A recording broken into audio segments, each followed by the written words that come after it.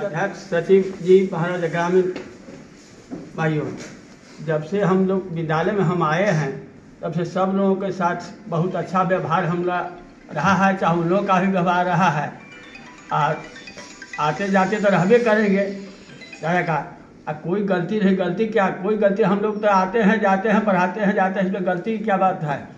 सब कोई हिल मिल करके रहिए जैसे रहते हैं। हम ज़्यादातर आते रहेंगे, बराबर मिलते रहेंगे। ठीक है, तो यही बात कहकर 2022 को हमारे गार्जियन, बड़े भाई और हमारे कलीग सेवानिवृत्त हो रहे हैं। इस अवसर पर हम अपने सभी सहकर्मियों, हमारे विद्यालय शिक्षा समिति के अध्यक्ष, सचिव, हमारे विद्यालय के प्रति श्रद्धा भाव रखने वाले गोविंद जी, श्याम जी, हमारे भाई क्या प्रेम रंजन जी,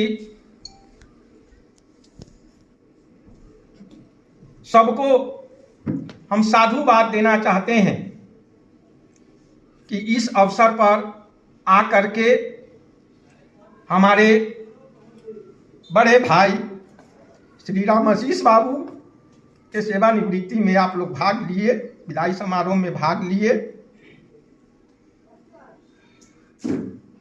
स्वागत तो सबका होता है, जो किसी विद्यालय में या किसी संस्था में कोई आते हैं, स्वागत सबका होता है, विदाई किसी किसी की होती है। लेकिन विदा हो करके दिल को जो दुखा जाते हैं वो चिरस्मरणीय होते हैं। रामाशीष बाबू जब विद्यालय में आए, उस समय से लेकर आज तक समयनिष्ठ रहे, समय से आना, समय से जाना। लेकिन एक बात इनका हमको दिल में छू गया कि जब ये विद्यालय के ऑफिस में प्रवेश करते थे, अपना जूता या चप्पल द्वार पर ही झाड़ करके तब विद्यालय में प्रवेश करते थे। विद्यालय नहीं समझते थे, एक मंदिर समझते थे। और अपने कर्म से, अपने कर्तव्य परायणता से हम सभी के दिल में बस गए। और आज हर बच्चा बच्चा इनका नाम ले रहा है, हर शिक्षक जो है इनके विदाई के अवसर पर भावुक हो गया हुआ है।